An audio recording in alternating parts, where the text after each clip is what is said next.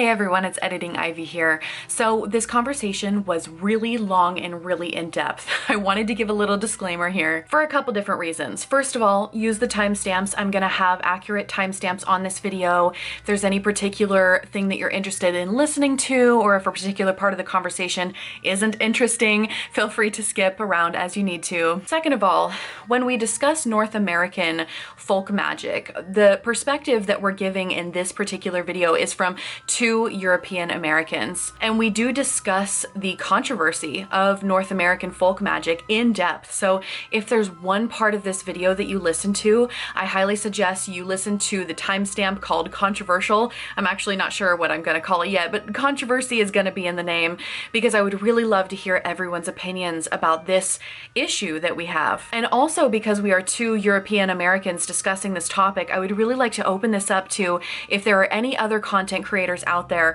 that are Native American, that are African American, or from any other culture. If you would like to have this conversation with me, maybe do a collaboration to further discuss this, please feel free to send me an email. I am absolutely open to collaborating with other people and having more of a well-rounded discussion on this because I think it's really, really important. So I just wanted to put that disclaimer out there. Also, we talk about North American folk magic all the way from the Appalachian Mountains to the Pacific Northwest. So from the East Coast of the United States all the way to the West Coast. We're going to be talking about so many different things in this video. Leah and I really wanted to do this topic justice. Oh, and we talk about Leah's book, which is The Beginner Witch's Handbook. I think this is a fantastic book for beginners. So we do talk about this book a little bit more towards the end of this video. We also talk about the terms witch versus cunning folk. And I think she did just such a fabulous job with this. So again, feel free to watch this in pieces as you need to. And I really hope that you enjoy.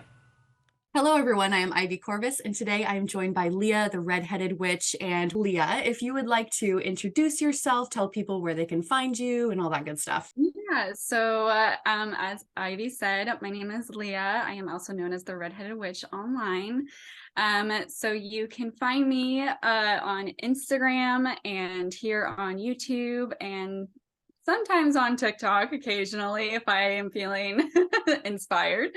But you can find me as the Redheaded Witch on across all platforms. And as Ivy mentioned, I did just release my very first book, The Beginner Witch's Handbook, which has been out just over a month now. Cannot believe it's already been that long and it's happened and it's out there. And yeah, I am, originally from the Appalachian Mountains, Western North Carolina specifically, which has had a huge impact on my personal practice, which we will discuss. And I just recently moved to the Pacific Northwest just over a year ago. So yeah, that's a little bit about me. Now we're finally in the same area. We're both PNW people, so yes, yes. Is it okay? Just for my reference for the rest of this video, is it Appalachia or Appalachia? I say Appalachia, but it's Okay. totally like I've heard it both ways, and I think it's so regional of like how one pronounces it. Okay, but people that are from there probably would say Appalachia instead of Appalachia. Okay, good to know. I've never been there in my life, so I want to make sure, Totally okay. And dialect is one of the conversations when it comes to Appalachia because it's so regional and just depends on where you are. Like, are you more like Southern or Northern Appalachia? And it's just, yeah, there's a lot. Okay, good to know. And for anybody that lives outside of the United States, when we get to that part of our folk magic discussion, we'll kind of talk about what states are included in that and all that stuff. But let's start with you, Leah. So how would you identify in the magical community? If you can talk about what you label yourself as, like witch, traditional witch, folk witch, what term do you prefer? Yeah, so I like to describe myself as a traditional witch who practices Appalachian folk magic. Because so much of my personal practice, specifically my occult practice, is referencing a lot of like witch trial documentations and finding inspiration in that way, as well as kind of referencing the traditions of my ancestral spirits. And ancestor veneration is a huge focus of my personal practice, and the spirit work that I do are with my ancestors. And so that kind of ties into why I describe myself as someone who practices Appalachian folk magic because particularly my dad's side of the family is deeply rooted in the Appalachians, and I did grow up there for most of my childhood and adulthood. Um, so that's how I describe myself if I had to label Yeah. myself. I know the labels are always a little bit weird. Are they necessary? Are they not? But I think it's helpful in identifying what it is you do. And I struggle too a lot with like how to really label myself, because I believe that I was practicing witchcraft like probably much younger than I really decided to kind of take on the label of a witch and what that looks like for myself. And um I kind of like mentioned it in my book, like it didn't really have a name. I just knew that it like nurtured my spirit and it made sense to me, especially as someone who grew up in a Southern Baptist like household. But that particularly didn't really stick with me. And I was raised by my dad, who wasn't necessarily religious or anything like that, so there was a lot of room and openness and acceptance within like my parents and how they raised me to kind of think for myself. And so I was always so connected to nature and just like just Western North Carolina is if you get the chance to visit, you should, because it is quite magical, and it's almost hard not to develop some sort of like spiritual connection there, because it's just a space that is just so loud. And I say that because it's like it's just so deep and it's just so prevalent there. So I almost feel like it was definitely not something by accident. It just was such a natural process to develop some sort of magical practice in that way. Yeah. Yeah, I love that. Well, thank you for the lovely introduction. Let's talk about folk magic in general before we get into specifically North American folk magic. I always like to ask folk practitioners this. I've had a couple different conversations with different folk practitioners. How would you personally define folk magic? Because I find the definitions really differ from person to person. Yeah, so I think the most common definition that we hear about folk magic is that it is the magic of the people, because it's quite literally in the name. I like to elaborate more that folk magic is both past and present. I think that, there are folk practices that we have traditionally been passed down either from like our families or our neighbors. And, that's a great way to honor how folk magic has kind of like been traditionally passed down. But I will also say it is also present, because in that way, because it has been passed down, it is still very present in our lives today, whether we kind of recognize it or not. And I think that there is room for new folk practices to be created. And I say that because folk magic is also adaptable. And when we are thinking about people and just the history of the world and trying to be a little bit broader, not specifically to our country, but just people have moved throughout years, and because of colonization, because of just personal reasons of folks moving to different countries, their beliefs and the ways that they go about their everyday have been adapted. They have had to change because perhaps they've not had the same resources, the same, bodies of water that they grew up with, or the plants that they're familiar with, or, you kind of sprinkle in their new neighbors and what their traditions are and what they're sharing with you.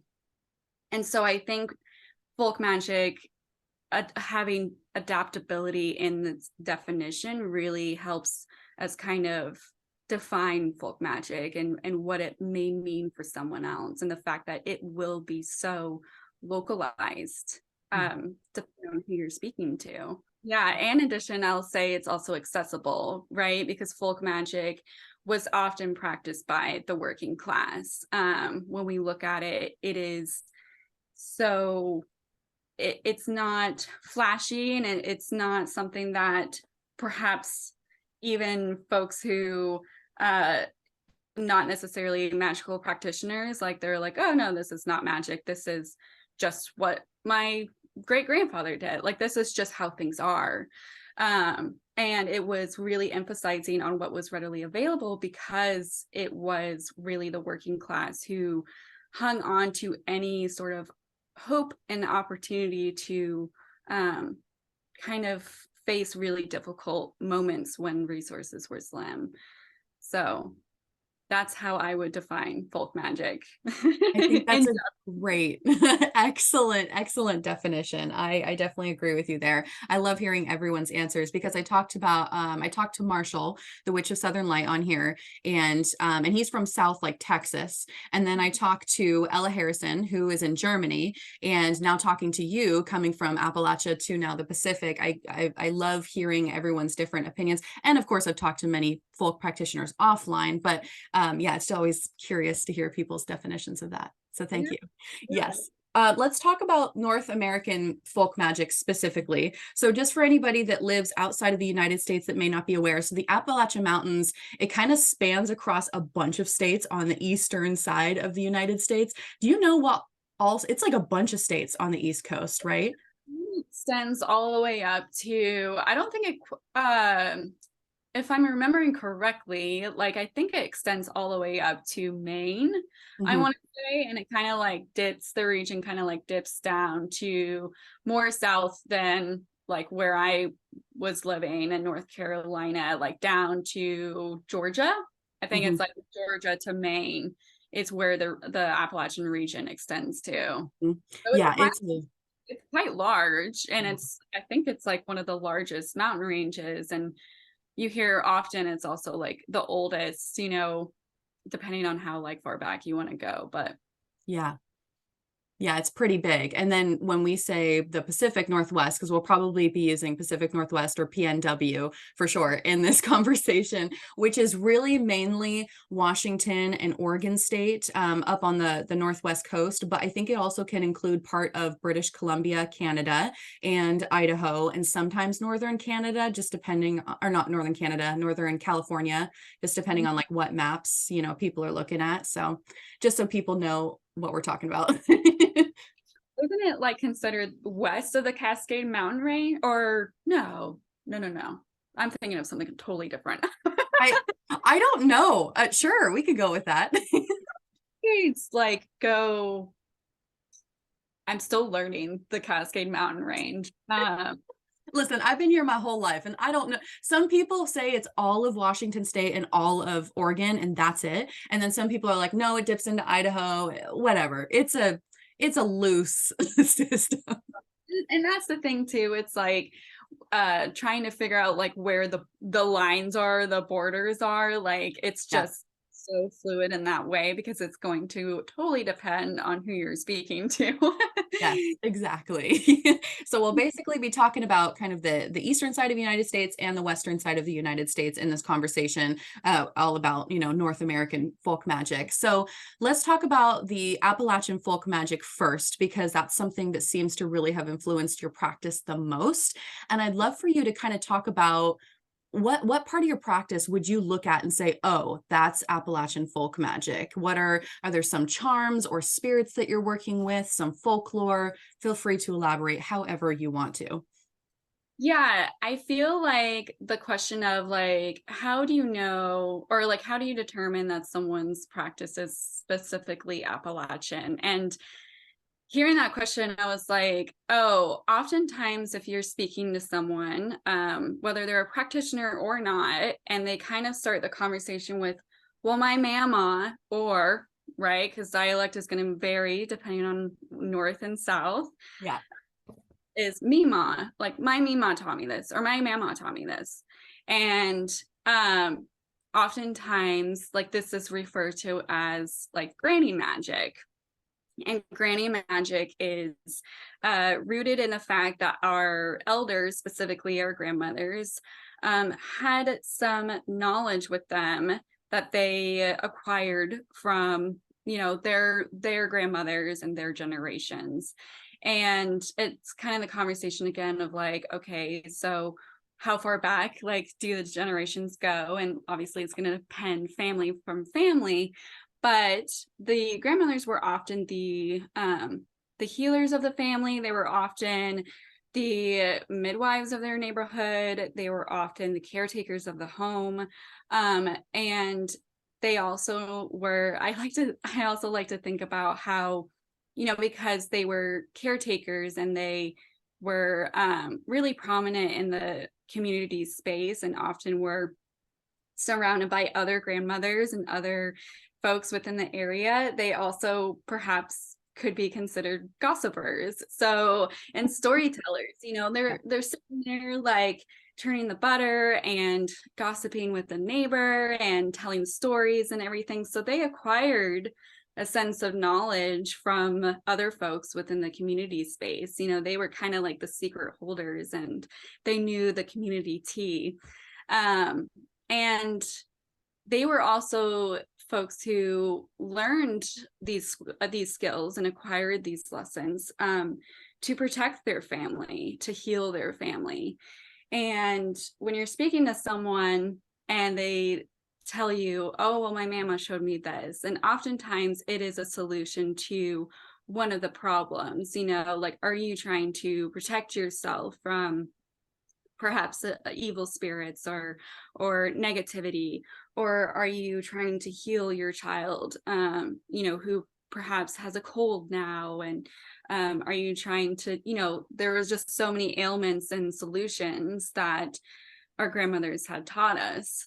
And I think that is, I'm kind of like I'm grieving this a little bit, because I personally was a bit estranged from my family. So I didn't really have a chance to have that relationship with a grandmother, specifically in Appalachia, who could have passed on some of that knowledge to me.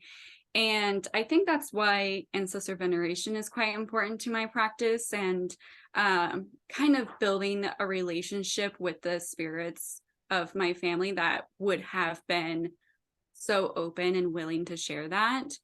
And I feel like, I lived there for over 20 years, and I heard it, the folk magic that was so deeply rooted in the soil there. And I heard it over the years.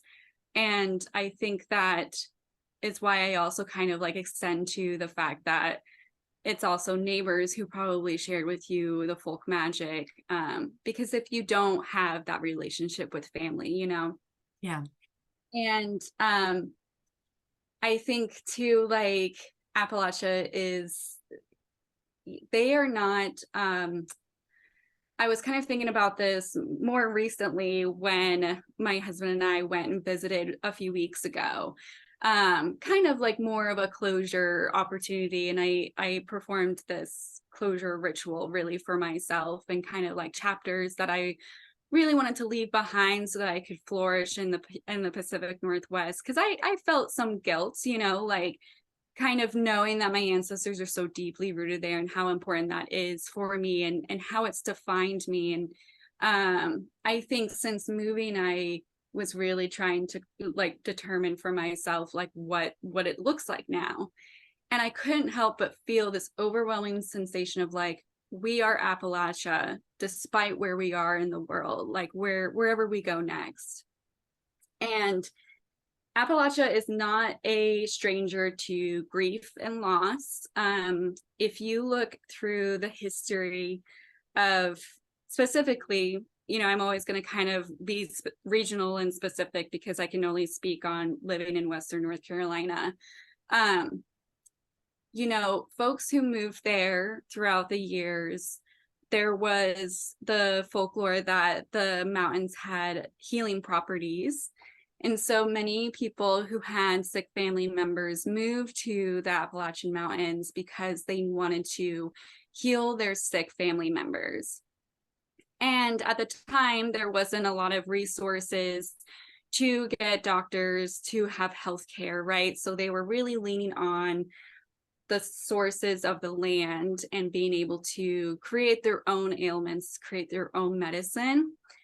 And sometimes that would work, but in other times it would not. And so you have kind of like a plethora of people who are moving to the mountains, who were sick, who ended up passing away. Um, and then there's kind of like that sense of grief that lingers. And you also think about the fact that Appalachia is not a stranger to extraction industries, right? So you have logging and you have coal mining that is now discovering the magic and beauty of Appalachia, and also just, wow, there's a lot of opportunities here. And folks who had been living there in isolation, you know, had their ways and didn't really, you know, made a living in the ways that they could based on agriculture and their neighbors, and really leaning into community. And so when these industries started stepping in, it was like, now there's more resources available to us to perhaps make money and make a living and be able to take care of our family more. My great grandfather was a coal miner, and I also come from a long line of farmers. My brother is still a farmer too. And so I think about, like, you know, we've always been working class, and we've always been really holding on to any sign of hope. And so when these extraction industries essentially took as much as they could from Appalachia and realized there's nothing else here, there's no treasure left here, now we're going to go west, we're going to go somewhere else. Yeah. And they left people without jobs, and they kind of, you know, no longer had resources. And many folks, even who were working for these industries, became sick with coal mining, you know, like environments and stuff. And it swept Appalachia, I think, with a sense of grief. And that's why so many superstitions are to protect you from death, to protect you from illness. You know, they will go above and beyond, because it was so common and just something that Appalachia was so familiar with. Yeah. And I kind of kept that with me. And I think that is part of my own ancestor work of, you know, healing a bit of that grief in our family, and those who were overworked and didn't, you know, have a sense of peace, and kind of always had a sense of scarcity mindset and everything like that.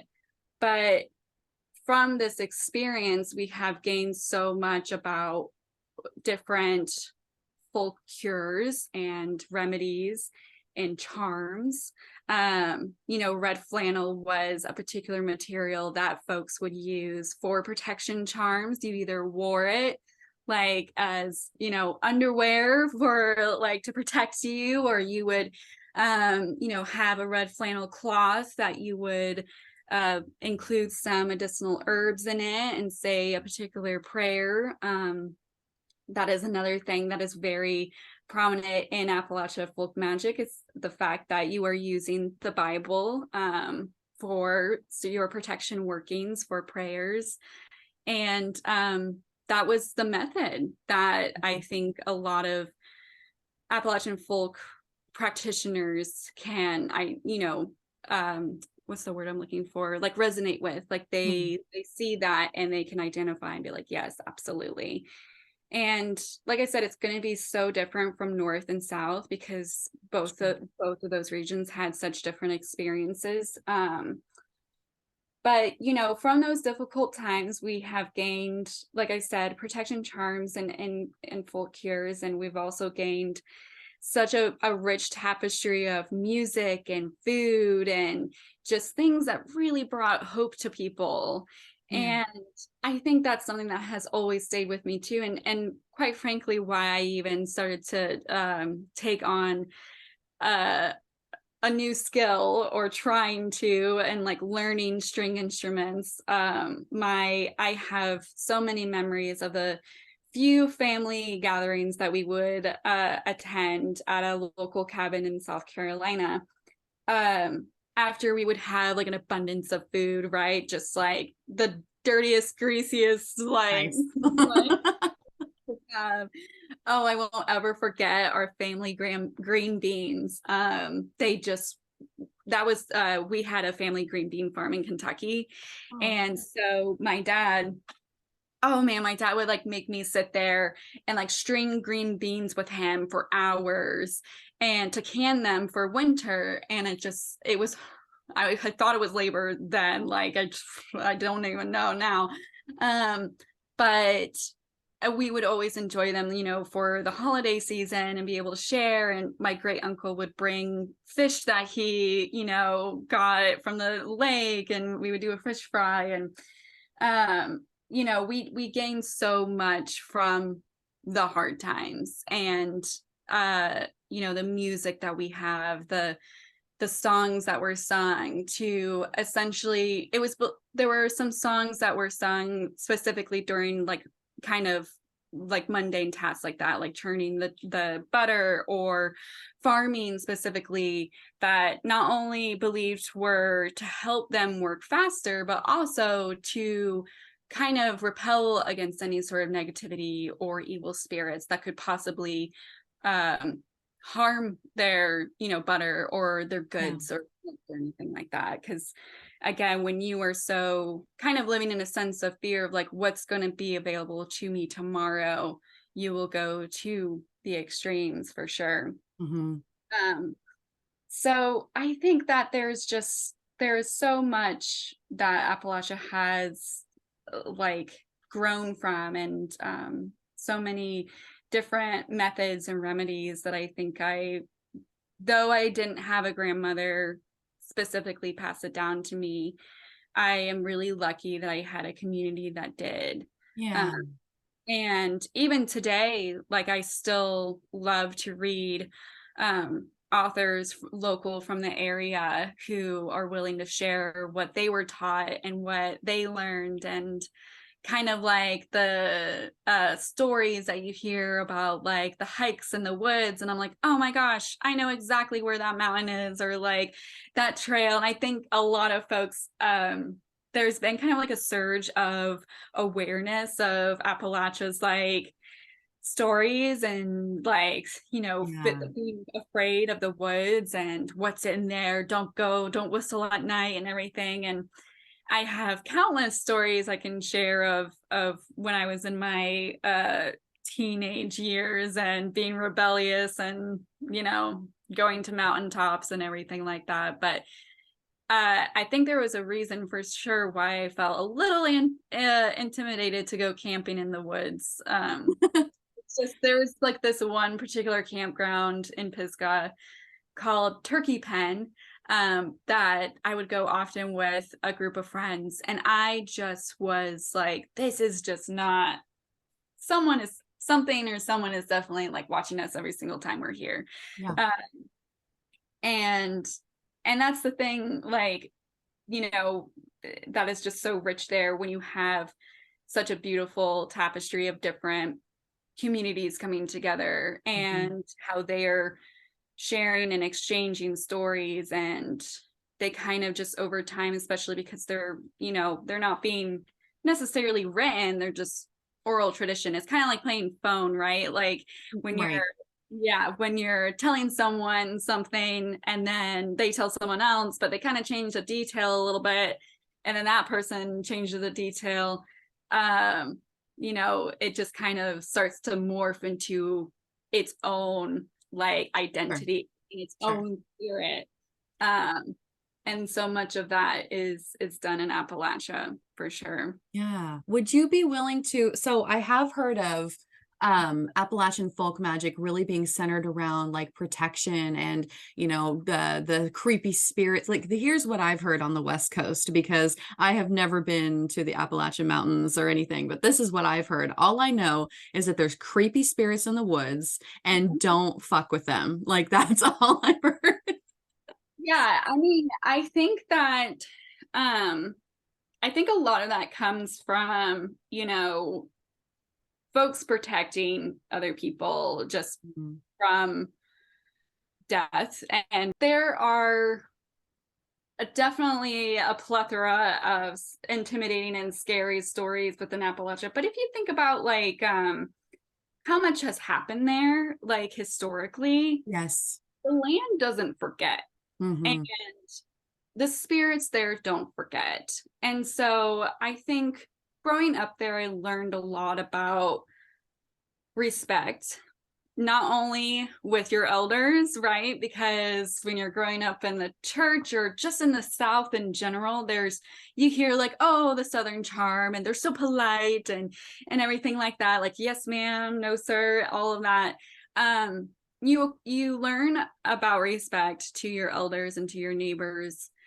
And I think that really does translate to the spirit world and how we approach our land, because there is so much history and grief there, and just sadness. And I think that has had a huge influence on the stories that we hear today.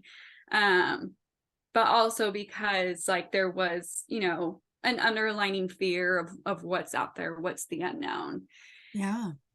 If you're like me, where you have a group of friends and you're like, let's check it out. I think like I learned very quickly of like, they're again like kind of rooted in being respectful, and there's a way to learn more and to connect with spirits within those hills, in a way that is not disturbing and not being harmful. Right. But yeah, again, it's going to just depend on where you are. There's some really fascinating stories, obviously influenced by Cherokee, or is the tribe that was native to Western North Carolina where I lived. Catawba was another indigenous tribe that is from there. So you do have like their influence of their stories, Mm-hmm. and you hear about them. And one of them is Brown Mountain Lights. Have you heard of Brown Mountain Lights at all? No, not at all. So Brown Mountain Lights was we first find the story being told by Catawba folks and indigenous individuals, and it continued even post like Civil War. So it's a story that again was kind of playing telephone a bit, right? So like it kind of changed, but I have seen them myself, and this is why I feel like confident in telling the story. But Brown Mountain Lights are a series of lights that trickle through like Table Rock in Linville Gorge, and you can see them when you at different viewpoints depending on the mountain region of where you're at, because you can see them from different perspectives. And one night, a group of friends and I had heard of them, and we were like, are these even real? Because the story was like, are they lost souls? Are they souls that are trying to find their way home? Is it paranormal? Like, is it aliens? I mean, there were just so many different stories. Yeah. And my friends and I were always so curious in a way of like, we want to know for ourselves, and we want to see for ourselves. And I remember like driving to, or being in the car, and we drove to a mountain trail, and we parked at the end of it, and we walked up. It wasn't very long, but in the dark, you're kind of already like unsettled. Sure. But I also feel like, I don't know, there was like a sense of like peace at the same time. And I remember when we got to the top of it, and one of my friends that we were with is like, okay, like we should be able to see them over here. And we kind of sat there for a while. It was like maybe like 20, 30 minutes. And we were like, we're not seeing them. And then all of a sudden you see like greenish lights just start to kind of like sprinkle through. And like I said, the story was that they are the lanterns of lost souls, because folks have gone over there and been like, where are these lights coming from? Yeah. And they find where they are coming from, And I think when I saw that, I was like, oh my gosh, like the hills here are alive. Like this place is so alive. And even in that, it's so interesting because even in that moment, another story was being told, like of the mountaintop that we were on. A friend of mine was like, because there was like a big like rock kind of in the center that was like almost like perfect as like a table. Yeah. And my friend was like, yeah, my mom said that they would do like the witches would do sacrifices here and everything. And I'm like, so now you hear another story that's being told to you as you're witnessing one in Right. front of you. And I just think that is like so telling of just how many different stories you're going to get, especially when you're walking the woods and you have someone whose family has been here for generations and what they're telling you. And now it's like, okay, here I am telling you that story. Right. And Yes. you're gonna, when you go and visit, you're gonna go see Brown Mountain Lights, and you're gonna have your own experience, and perhaps see another locals there who might share something more with you. Mm. And I think like that has really kind of like ignited life into the continuous stories that we hear about Appalachia. Yeah. Wow. I love you when you share stories. I'm like, oh, getting immersed in it. And I know that when we get to your book too, we're going to talk about the term witch versus cunning folk. So I'm not gonna go into that conversation yet. There was a comment that I wanted to make, but we'll save that for the cunning folk, conversation. You did that so beautifully. Thank you for just giving us like the culture of Appalachia. It definitely makes sense. And before we go into kind of the Pacific Northwest and your move from Appalachia to the Pacific and how that changed your practice, I think I actually want to switch things up and talk about one of the more controversial points that we're going to discuss in this conversation, because I think that might be a better conversation to get out of the way first, and then we can maybe talk about the Pacific.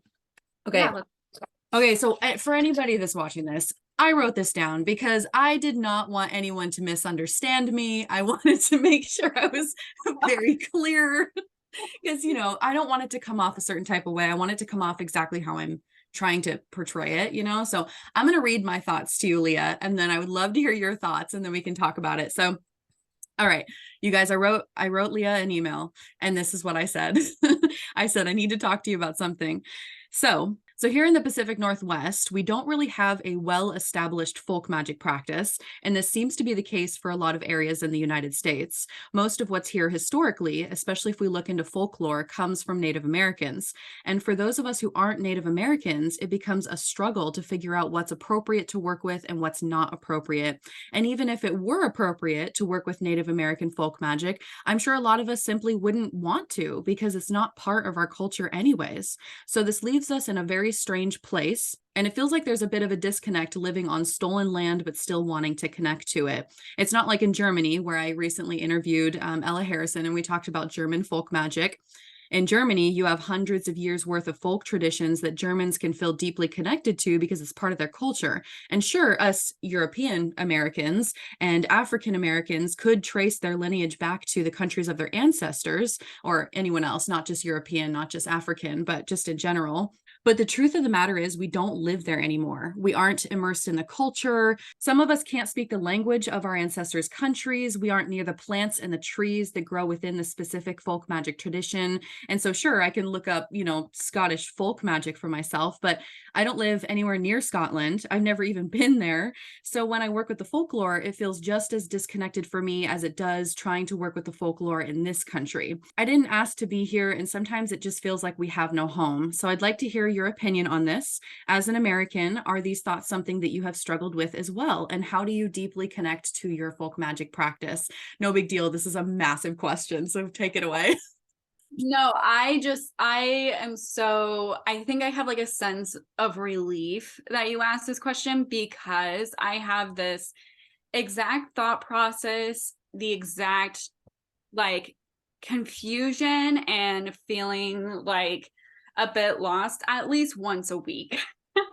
Like I talk a lot of, like I have this conversation actually with Ella Harrison quite frequently, because and even like my friend Hannah Hawthorne, I don't know if I have an answer.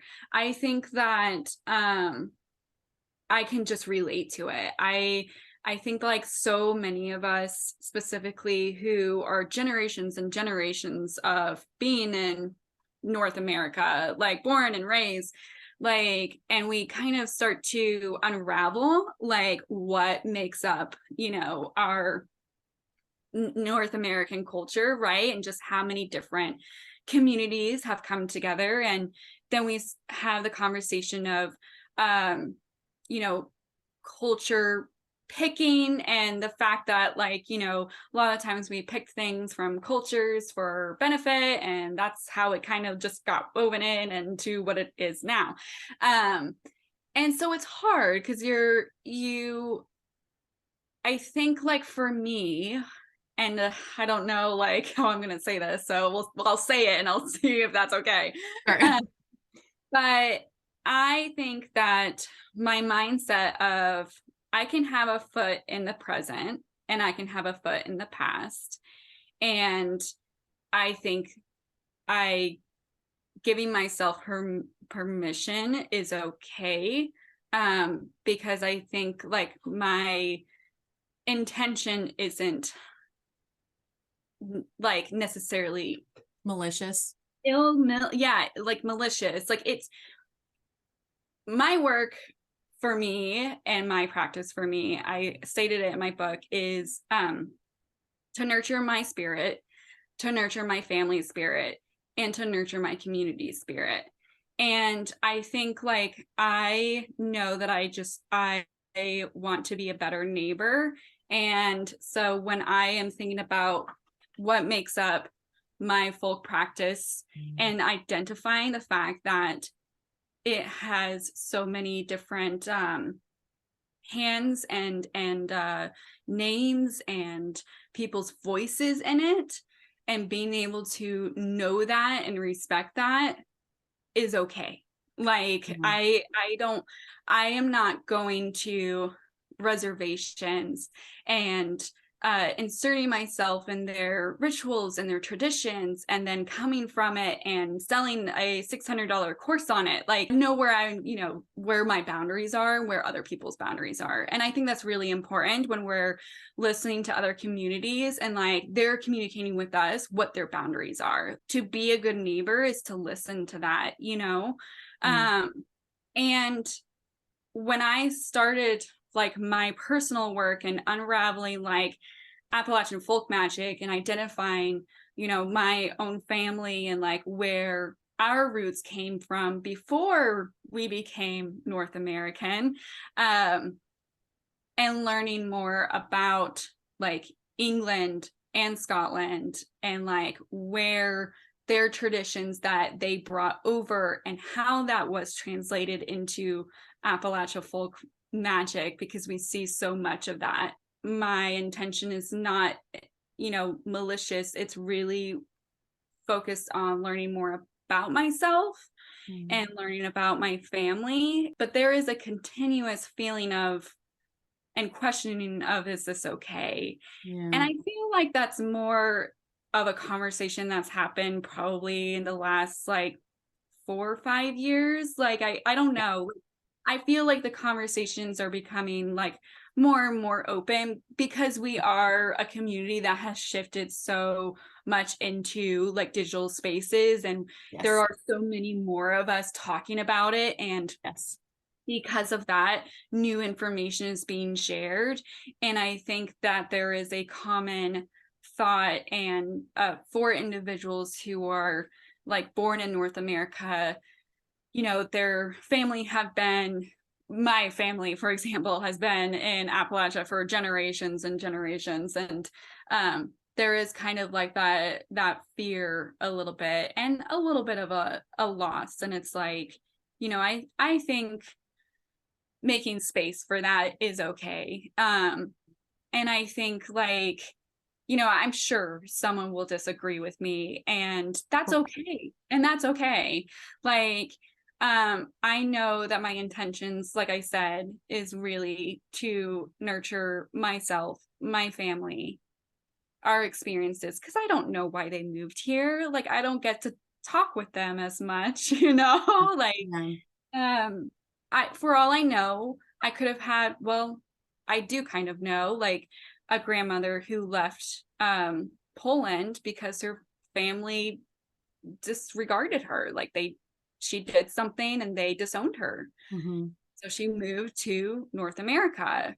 So like you don't know the reasoning necessarily why someone's moving. Perhaps they were forced to, you know, you think about like the many communities that make up North America, and some of them were taken from their home. They, like you said, they didn't choose this.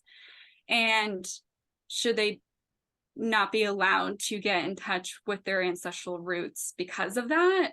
Mhm. And so I just can't help but think like there has to be a way for us to give ourselves permission in a way where it's not with ill intent. Right. Yeah. And I think that one of the things that, no, I think you said that perfectly. I mean, there's always going to be people that disagree, but one of the points that I really wanted to make with this is that even if it were appropriate, let me preface this. So I have some Native American friends, and I have learned some rituals from them that I would never ever share with anybody else, because that's not my place. I'm not Native American. It's for them to decide who they share that with, and that's, you know, that's up to them. But that is, you know, something that I have been invited into. And even if it were perfectly appropriate for me to work with the folklore, work with, you know, whatever, or not even, you get what I'm trying to say. I just don't have a desire to, because it's not my culture. I think it's beautiful and wonderful, but I have no connection to this type of spirit or this type of ancestor or whatever, because I didn't grow up with that. And so regardless of the controversy over what's appropriate to work with and what's not, because I feel like that's going to be just a debate between people for until we die.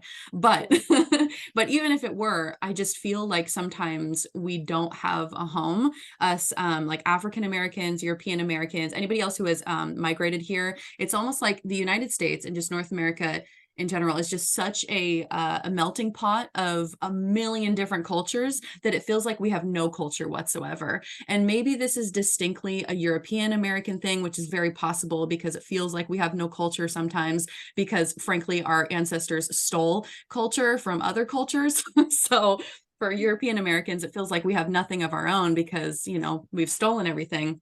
And it's frustrating because it feels like we don't have a home. And I'm kind of in this place where I'm unsure what to do about it, because I have traced my ancestry back. My dad is really into ancestry, and he has traced us all the way back to as far as he possibly can, which is cool. But at the same time, I'm like, I've never been to Scotland or Wales, and that's primarily where my ancestors are from. And I don't know, I just, none of that culture even speaks to me either, because I didn't grow up with that. And then here in the Pacific Northwest, it's not like the Appalachian Mountains where you have all this folklore of the spirits and protection charms and, you know, what grandma did in the kitchen. In the Pacific Northwest, it is very Native American, I feel. Yeah, this is very, very native land for sure. So anyways, final Yeah. thoughts on that. I just, you know, I truly feel that so much, especially when I moved to the Pacific Northwest, because I think one of the first things I did was like, what's the folk? Who are the folk? Who are like, where's the magic coming from? And it's so Native Americans are so like prominent here. And I actually think it's beautiful. And I love that, because I love that they are still prominent here. I think that if anything, I wish that they were more areas, right? Yeah, Because I agree. it's theirs. It is like, it's their home. I think just having that mindset and respect is just a way for us to be good neighbors. And like you said, like you have friends who have shared and welcomed you in, and I think that's beautiful. And yes, like that doesn't mean that you have to like, you know, you have to put it into practice or anything like that. And I think that is an example of like some of the other communities across, you know, the country, of like how things were shared and how things were weaved together, and how communities were sharing similar griefs, similar fears, similar just difficulties, and how did they get through it. And that's kind of how like the perspective, and just like some recent thoughts too of my own, it's like kind of moving out here and finding my place in the world. And really I feel like that's been so much of my work as a witch and as a practitioner, is like just finding my place in the world and identifying like who I want to be and how I can just do better. And the way of that is education and listening and being able to know my place and navigating that the best way that I can.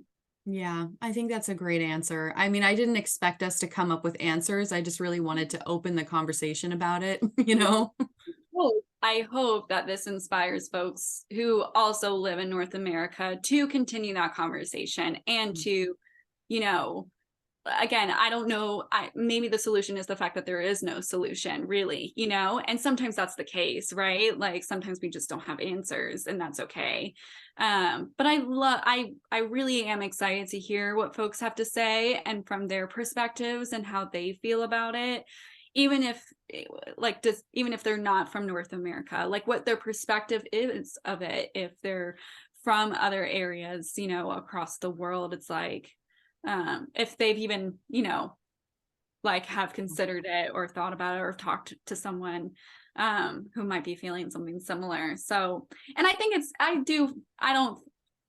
feel like it's universal, right? Because like folks outside of North America have definitely moved around and like to different parts of the world. And so I love to hear folks' experiences of how they navigated that too, for sure. Yeah. I mean, there's another controversial aspect to this that I wanted to ask your opinion on as well, because in comparison to the rest of the world, North America is very new, I mean, Native Americans were always here, but you always hear this area referred to as the New World. I think there's even a book, New World Witchery, that you quoted.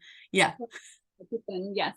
Yeah, I read that book. I really liked it too. But so with all this newness, my question is, how old is old enough to establish a folk magic practice? So if we are in North America and things are not as old as in Europe and Asia and many other parts of the world, I mean, they have centuries and centuries of practices, and we just don't have that. We simply don't. Unless you are Native American, then of course you do. But for everyone else, how old is old enough? How many generations have to pass of us, passing down different traditions from one grandma to one child over and over until we can actually call it a valid folk magic practice? And so I kind of wanted your opinion on that, specifically with you moving to the Pacific Northwest, where there isn't really a folk magic practice that exists outside of Native American culture.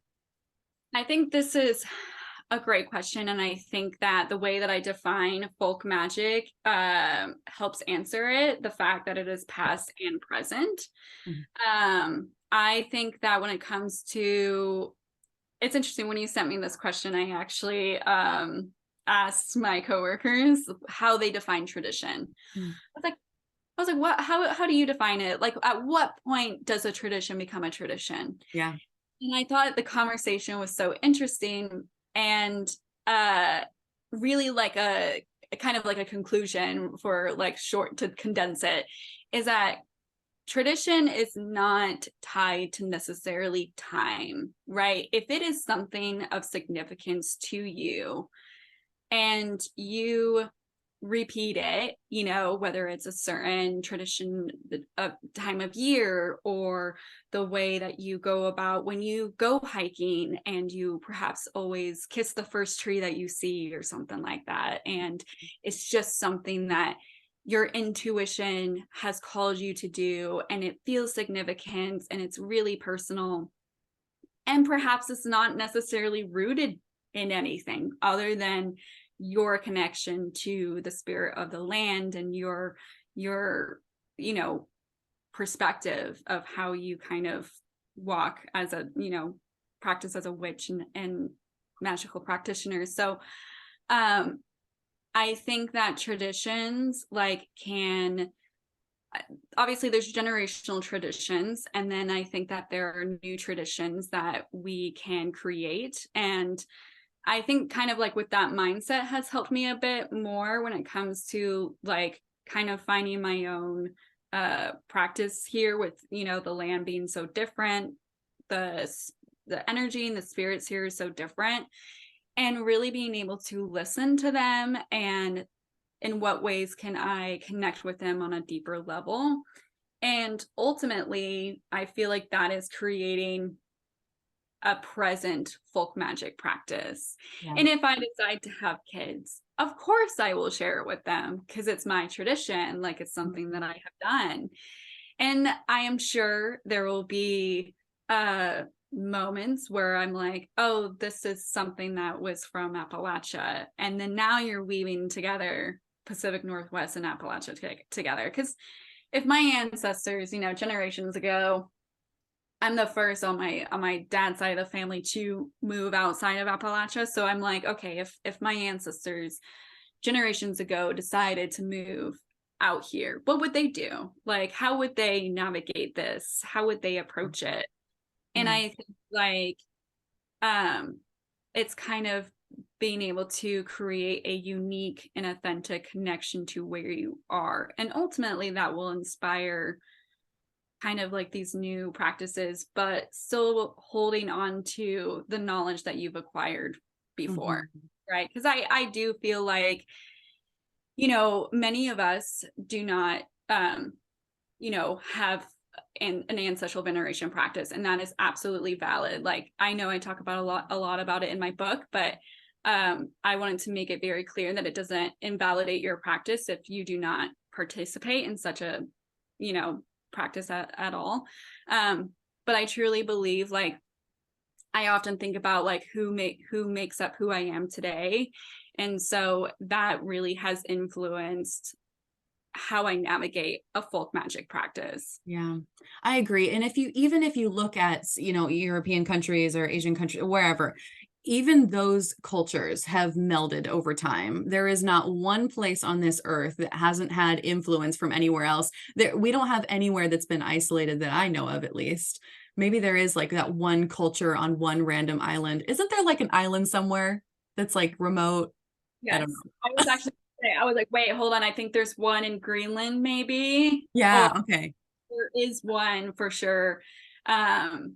But no, I totally agree. Yeah. Like, besides those ones, of course, most of us, it hasn't been isolated, and our culture has melded over time. And I think that for me, what I've really come to really help myself is really, for me, I do take the folklore into consideration. So living in the Pacific Northwest, living in Washington State, I do take folklore from Native American traditions into consideration when I'm spending time with the land. I really try to go in and see what my own personal experience is like working with different plant spirits, different trees, just the land in general, if I notice any spiritual activity. And then I research folklore of that particular area afterwards, just to see if it matches my own personal experience. And so even if I don't have, you know, this cultural relationship with that folklore, I can at least take that in to better my knowledge and understanding of the land and be respectful and learn how to, you know, respect everything around me.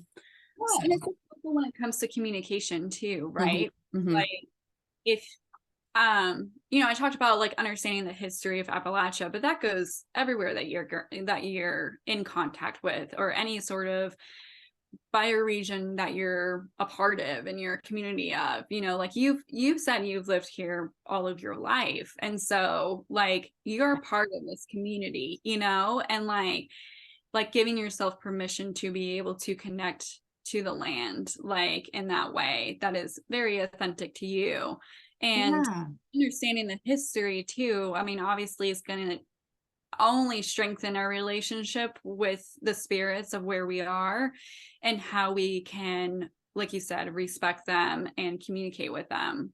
Yeah, definitely. I think that we all should try to develop a relationship with the land we lived on. Even if you just moved to a new country like last year, I think it's important to, you know, establish that relationship with the land. I don't want people to take what I said wrong in that, you know, if the land doesn't belong to your ancestors, you can't connect to it. That's not what I'm saying. So right.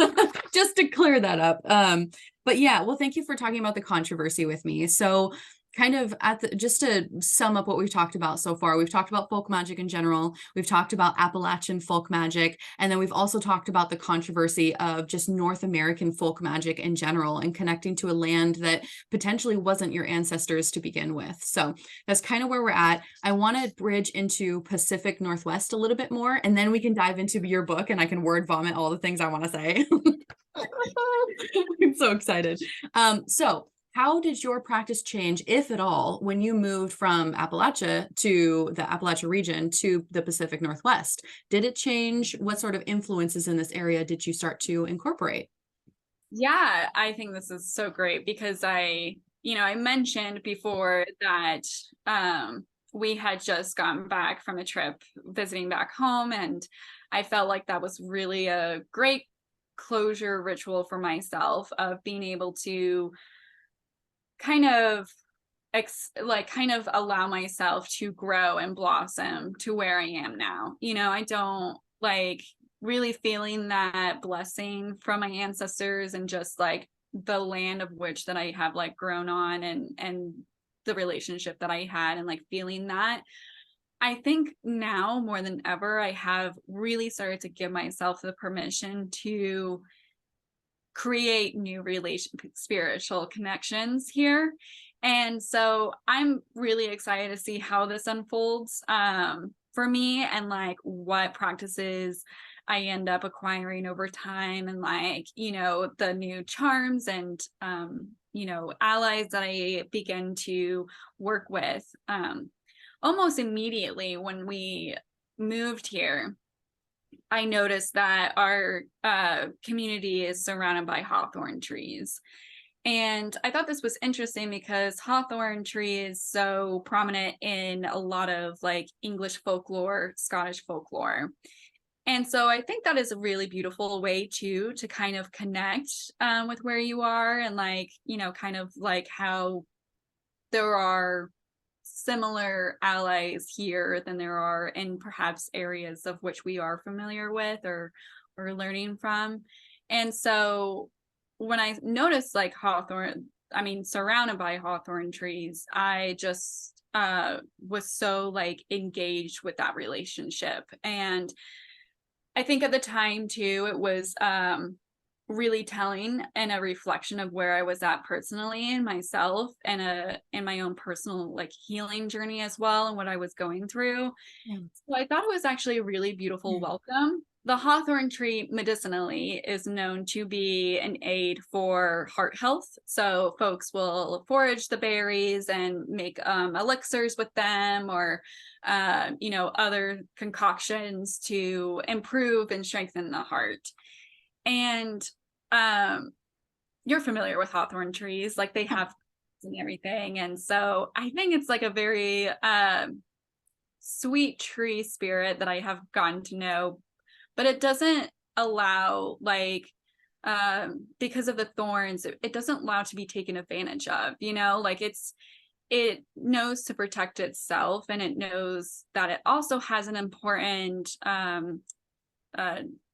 kind of purpose within the community, because it is home to my community birds as well. There's at least 3 bird nests at all times, like in a particular tree. And so I think like noticing kind of what plants are around me and learning about their stories has been really helpful when it comes to kind of the influence that Pacific Northwest has for me. The amount of moss that is here, and like, just the different, it's so, in many ways it's similar, but in a lot of ways it's quite different from where I am.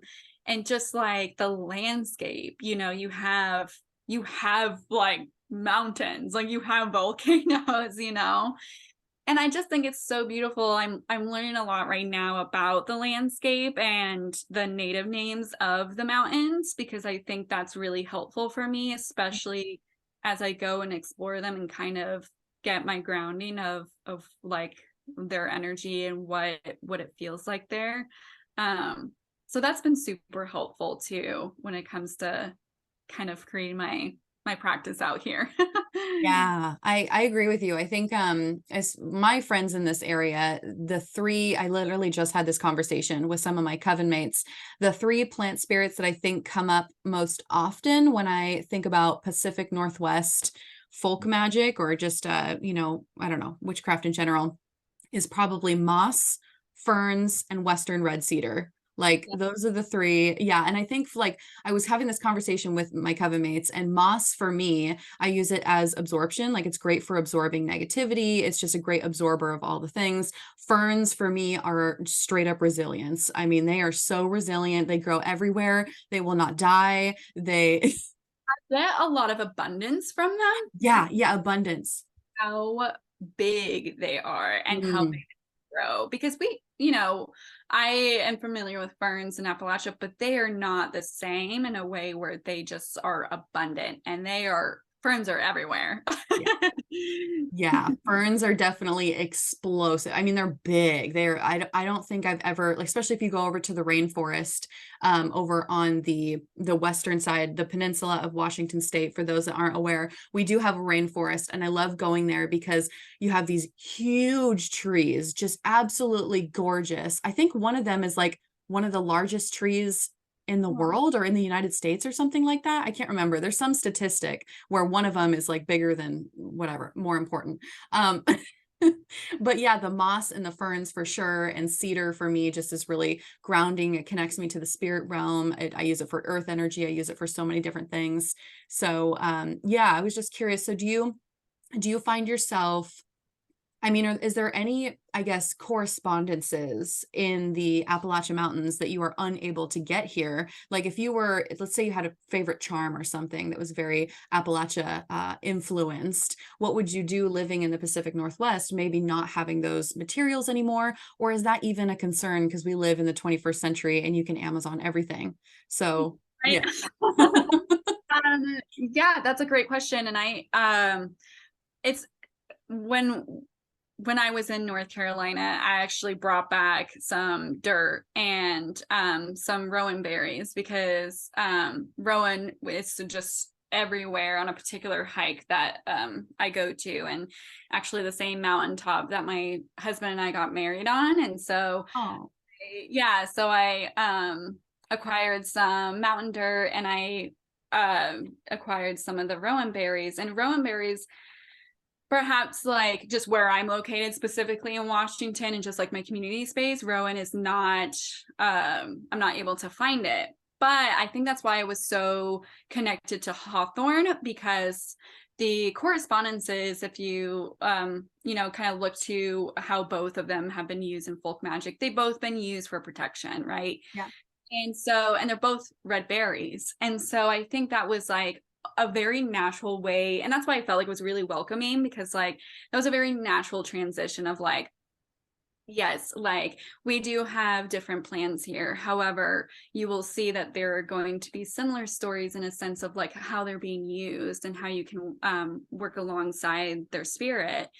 And so that's kind of how I've been trying to approach it, is like being really open-minded to receiving, you know, like perhaps I won't have the same plants that I grew up with. I had a beautiful weeping willow tree in my front yard as a child. And so, you know, now I'm like, where's my weeping willow? But now I have these beautiful large like pine trees and like cedar trees, and like that have really shown me like strength already. And it's like that was my weeping willow tree, like that was the connection I had there. So I think being open-minded and being open-hearted has been something that I'm learning, to find my correspondences here in such a different part of the country. I love that. That's so fantastic. Are you ready to talk about your book now? Because I'm dying. Okay. Let me just go on a rant first and foremost before I ask you questions about your book, because I do like, I want to talk about, you know, witch versus cunning folk. I want to talk about, you know, a bunch of other things, whatever. First of all, I know that I already said this, but your book is gorgeous and it has substance, which makes me really happy. So I think for beginner witches, I always have a really hard time recommending beginner witch books. This is going to be one of the top books that I recommend to beginners from here on forward. And I'm I'm so happy you wrote this because for a couple of different reasons.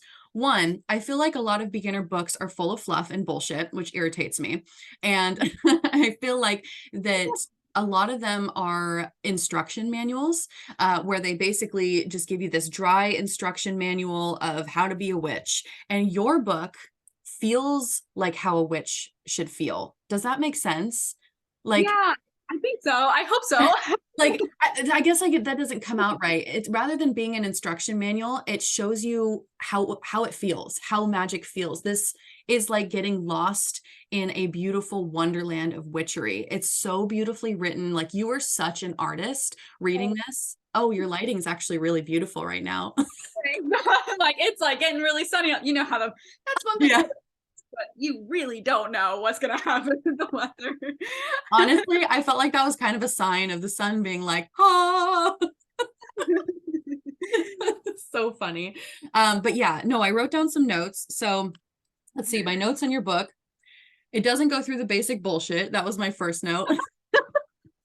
I love it. Which I was so happy about. And one thing I was going to say is when I was a beginner witch, I really fell in love with Scott Cunningham. I loved the way he writes because it's so beautiful and it pulls you in and it just makes you feel like a witch when you're reading it. And that's how I felt when reading your book, was like Scott Cunningham vibes without the Wicca, which is a really big deal because every beginner book, it's so hard to find something that does not come from a Wiccan standpoint. Yeah. So loved that about it. Let's see, what else did I say? Shows you what it feels like to be a folk witch and to connect to your local spirits, to work with your ancestors. Oh, and you talk about spirit flight. And I was like, yes, thank you. It's so funny because when I was beginning the conversations about writing my book, I really didn't know if I had anything new to offer because I'm like, oh my goodness, like I feel like there's so many good books out there. Yeah. And so I really did turn to my community and what I kept hearing and the questions that I kept like getting and kind of like my own, really reflecting of my own experience and like what I really wish I had and how I got to where I am today, throughout my own like weaves and everything like that and kind of getting to this point. And I think that was a huge inspiration to how I figured out the topics of discussion and like what I wanted to cover. And spirit flight was one of them because it is so, important. I feel like one of the most important practices for a witch because to me, spirit work is what makes a witch and like kind of what defines a witch because that is so much of how you're going to acquire your personal spiritual relationships, your like knowledge and just like the work that you do and how you go about it. Yeah, I agree. Yeah, you talked about spirit flight and I was like, that's it, Leah. I'm sold. Oh my gosh. To hear your thoughts about it. So this is really exciting for me. And I'm a picky girl. Like I'm running a book club right now. And I tend to be very picky and I acknowledge that I'm picky. Like I get it. I have a shitload of books and I've read a lot. Being picky. I feel like people should be picky, especially when it comes to something as important as your magical practice. Like, right. And there's so many beginner witchcraft books, like so many. And I get so bored of beginner witchcraft books. Like I really enjoyed reading this. And I was surprised because when you sent this to me, I was like, oh my God, okay, I really like Leah. Please be good, because I didn't want to read another beginner witchcraft book and then have to be like, oh, I actually didn't like it. And I'm like, oh, thank the stars, I really like it. So it's funny because when I didn't want to write a beginner witch book, I was kind of like, I don't know if I want to do that. I know that most of my communities are like my community members are beginners and the questions that I get are very beginner focused. But like I said, I felt like there were so many good resources out there, especially right now. There's creators like you, there's creators like, there's so many individuals that are sharing their knowledge and their own particular path. I'm like, there's just such a plethora of information out there. Yeah. But it was the topic of like I had so many discussions with my publisher and my editor and it was kind of that thing of like, okay, yes, I will do it. Yeah, I'm so But glad you did. I really wanted it to be, they did not, one of the things that I struggle with, and I guess this is just like a little insight into my personal experience with the publishing world and being a first time author. And every publishing experience is going to be different. I mean, I talked to Ella Harrison, and I mean, she honestly was like my rock throughout the entire writing process. I cannot tell you how many times I sent her chapters and I was like, what is this? Like, what? Oh, Shout out to her. She was just such a big support for me. But I talk to other fellow like authors about their experience. So everyone's is going to be different, but I did not have a word count. And typically when you go through the writing process, they will give you a word count, you know, like 40,000 words, whatever. They did not give me one. They were like, you know, write what you think, you know, would be enough to essentially get like your point across and everything. And I think that was a huge struggle for me because I needed some guidelines to kind of reel it in. yeah. And so when it came to the editing process and condensing it, I struggled because I was like, I feel like what I have written is so like helpful to really guide an individual who is just starting on their path and really wants to create something that is authentic to them. Ask them the question, because the last thing I wanted to do was to tell them what to believe and tell them like, you know, just like you said, like very instructional. Like I wanted to offer them a space to think for themselves and to create something for themselves. Mm-hmm. And so when it came to like editing and condensing the information down, I was like, I feel like, how am I going to do this to make sure I'm not losing good, rich content that's going to be helpful? So to hear that you think it's like, it covers everything and it's in depth and it offers substance, I'm like, oh, that is such a relief.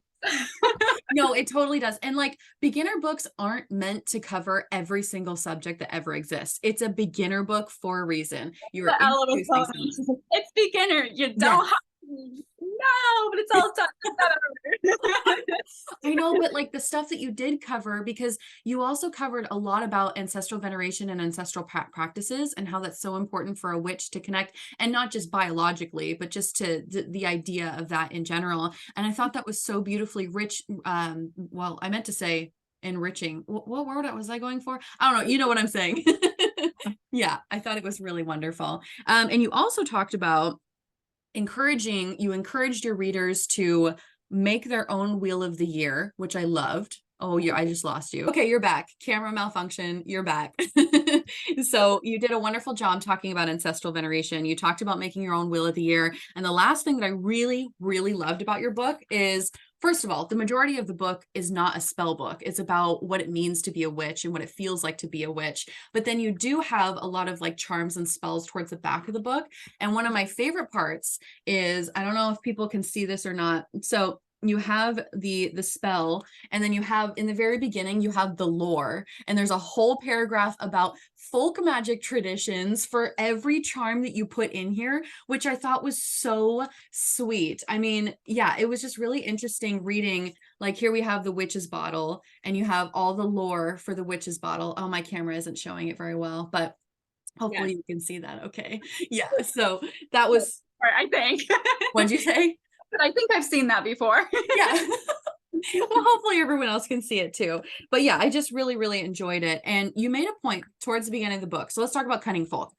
You made a point at the beginning of the book, this distinction between cunning folk and witch, those two terms. So if you could just kind of briefly define that for, you know, whoever is listening, and then also maybe talk about your own journey to really, how did you figure out which was the right one for you?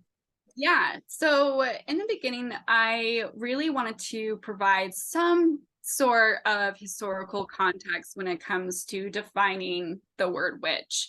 I mentioned how like today, witch is often, some folks will acquire like witch because it is more of like a personal empowerment. However, I don't think it's something that someone has to do in order to, you know, like identify their magical practice. And that's totally valid too. So when I wanted to use some historical kind of like documentation when it comes to these specific definitions, because as someone who practices traditional witchcraft, I often look at such historical documentations. Why is there such a negative connotation to the word witch? Like, why are some folks still kind of like nervous about it? And so I include work from Ronald Hutton, who specifically talks about the definition of a witch within within Great Britain, within England, right? So this is really important too, because I think having that kind of perspective is it's going to vary depending on where you are, right? So just kind of understanding that was the lens of which I was learning about. And so he spoke about how folks who were identified as a witch were often folks who were, individuals who perhaps caused harm. And I think I'll get to that point. I'm like my mind is going way faster than my words. So a witch was someone who perhaps would curse or hex someone, or was kind of like an outcast, or someone that perhaps the village didn't really know about, was like a stranger, or, something like that. Because again, like, communities were much smaller, they were more intimate, and if a stranger came in and all of a sudden these weird things started happening, they're like, witch. And this was obviously inspired by like a lot of the fear that was instilled in folks who did not like take on the Christian belief system, and kind of like was it was more of like a power thing, right? Mm-hmm. And so anyone who was outcasted or didn't follow the village rules were, oftentimes accused of witchery. But then we have the cunning folk, and I think that cunning folk were individuals who provided healing, and provided like the healing answers, or really had the resolution to their neighbors' issues, but they didn't call it witchcraft because the devil wasn't involved in it. It was prayers. It came from God. So it's okay, and like, yes, we have these like medicinal ailments and prayers, and don't let your charm bag touch the floor, otherwise something bad is going to happen. But this isn't witchcraft. This is like from the Lord. So so that was the difference between cunning folk. Like, cunning folk was someone who had their neighbor's best interests at heart and just wanted to provide a solution. And this is when we kind of think about, oh, well, John over here visited like Linda and for a particular ailment because he was feeling sick, and then he died. So then you have these rivalries that start, and these accusations, and for no other reason than superstition or assumptions, or because someone just didn't like somebody. Call them a witch. They'll, like, the church will explore it, and if they find the accusation is correct based on whatever they think is valid, then the individual would be contained and taken, or perhaps murdered. And so I think that is kind of looking at the historical documentation of witch trials helps us understand why there was such a negative connotation to the word witch, and how someone was defined as a witch. Sure. So a lot of the times, like, individuals who were perceived as helpful and healers, and perhaps like just doctors and everything, could perhaps be defined as a witch a week later because something did not work out for whatever purpose. Mm-hmm. And that is briefly what I discussed at the beginning of my book to give some context of history. Yes. And I kind of go into how one acquires the label as a witch today. And everyone's reasoning is going to be different. And I think for me, when I finally decided that I was a witch, was because I was practicing witchcraft and I was communicating to spirits. I was putting my foot into the other world. I was really like accepting the fact that I was working with energy and I was a co-creator of my life. And that was kind of, there wasn't any sort of like profound day where I was like, oh my God, yes. It just happened over time. And you know, I had friends growing up. Well, I should even say like my mother is a great example of someone who like, you know, could be considered as like a cunning woman because she is Christian, but she'll sit there and read tarot cards and she'll, you know, like do certain things. And I'm like, Interesting. you know, like, but, and I had that kind of influence, like growing up of just like being able to have, like, be open-minded and think for myself in that way. And so I think it was really like when I started to deepen my practice and really put into practice a lot of the spirit work and a lot of like energy work, that's when I was like, this is witchcraft. This is what being a witch feels like to me. Mm-hmm. I So. love that. That's a great distinction to make. I'm so glad you covered the historical context of the word witch in the very beginning of your book. I thought that was such a good way to set up a solid foundation is what I'm thinking of. So yeah, I think that was really great. And I wanted to know, so you kind of talk about some of the challenges writing your book. And I know that like the beginner, that whole conversation was a challenge. The word count was a challenge. Was there anything else that you found incredibly challenging when writing this book? I think like I struggled a lot with you know, like the what's it called? Just creative blockage. Like I, Mhm. you know, I think that's something that a lot of folks like struggle with. But I think like for me, because I had this internal expectation. I was like, I want this to be different, but I also really wanted it to be I didn't want it to make it like too like impersonal. Like, I mean, it's a part of me and like I wanted to kind of like open myself to being creative. I really wanted it to be that, you know, I wanted it to be an interesting read. I really wanted it to feel like I was sitting with someone and talking about it and immersing them into that scene, you That's what know. it felt like. Yeah. It felt like you were really, it was so immersive. And like I said beforehand, your writing is just so beautiful and artistic that I really enjoyed it. It didn't feel like a manual that I was reading. So I appreciated that. What is one thing, because I always ask this to authors, what is one thing you feel like you did exceptionally well? If you had to totally brag about yourself, you were allowed to do that in this moment. What did you do amazing with this book? And you can't say nothing. It has to be something. Yeah. I would say that I think I'm really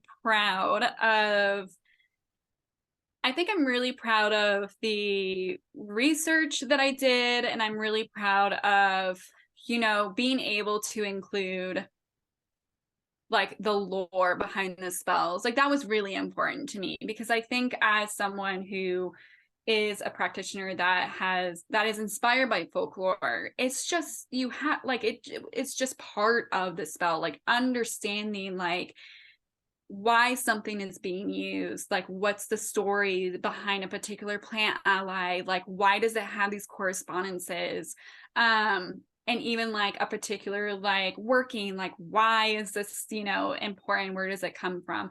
I was really proud of the fact that I was able to include that and like really excited to include it because it just gives it context. Like when I do my workings and spells, like I just like to know kind of the why, like what I'm using and why it works. and just like the personal relationship I have built with the correspondence, you know. Yeah. And I am really proud of the photography. I did that myself. Yeah, it's so pretty. I wonder, like, okay, can Yes. we just take a moment for all the beautiful, like, stop it right now. Can I just like pay you to take over my Instagram and post it for me? I'm just kidding. Close enough to where we could Oh, spend some time together and do just really fun, spooky, like photo days or yes. I mean, we don't live that far from each other, so we'll talk about that offline. We'll definitely talk about that. Okay, so I guess my last question for you was there any other authors or books that inspired your work? Like what are some of the folk magic books, I guess, that really, or even, it doesn't even have to be folk magic, historical or whatever. What was really inspiring to you when writing this? yeah, I listed all my resources in the back, but I really think like the Mhm. one was really helpful when it comes to historical documentation and kind of looking at the history of witchcraft, specifically within Britain and like in England and everything. And I Mhm. would also say like there's quite a few like other resources specifically within like Appalachian specifically. Um, there is one, I actually have it like around here. Patrick Gaynor, he wrote like a book that covers a lot. If you have an interest in like Southern Appalachian folklore, he has a book about it and just like the different folk cures, the different ghost stories, and kind of like the signs and omens. He's got a book that was really helpful for me. I mean, I think I have an immense amount of gratitude that I have had the opportunity to write a book and to like show up in this way, because I think about, you know, other like community members that I look up to and I'm like, oh my goodness, like the fact that like, for example, the fact that you're here telling me like, I love your book, I'm just like, and so I'm really trying to give myself permission to be like, you know, I can be in this space and I do have a place here. And so yeah, I just yeah, just Yeah. so much has influenced me for sure. You did a great job. Yep, for sure. I've been meaning to redo, I need to redo a video of beginner witchcraft books. I don't want to. The thing is that I do not want to. Yeah. But I get Yeah. this question all the time from subscribers. What are the books that you recommend to beginner witches? And I just, at this point, I need to redo that because I mean, I could recommend some classics, but a lot of it is Wiccan heavy. And if you're not interested in Wicca, it's time for new literature. It's time for a new perspective. And yours is absolutely going to be there's two books, like there's two top books that I would recommend to beginners. Psychic Yeah. Witch by Matt Aron, because it is more like an instruction manual of how to work with your energy. But this one is going to be what I recommend for people that want to immerse themselves more in the culture, ancestral workings, what it feels like to be a witch, like all of that artistic flair. I really enjoyed it. So those are going to be the books for sure. So everybody needs to check this out or buy this for a beginner. Yeah. Thought it was fabulous. So anyways, thank you so much for coming on the channel and having this long discussion with me. My goodness. Thank you so much for having me. I had such a wonderful time. I really did. Oh, good. I'm glad. I mean, I did not expect our conversation to go this long, so I appreciate you. Yeah, please feel free to condense anything that I say. If I sometimes I do like repeat myself, so feel free, creative freedom. Like, I think I'm girl, just gonna come leave on. it long. You know, that's what timestamps are for. People can use Right? timestamps and they can jump around if they want, and that's fine. So it's all good. I would rather keep all the information in here if possible. So yeah, I appreciate that. Anyways, thank you, Leah. Thank you for everyone that watched this video. If you want to find Leah, I'll have all of her stuff linked in the description box, of course, as per usual. I'll have her book in there and all that stuff. Thank you for watching, and I will see you all in another video very soon. Bye, everyone. Bye.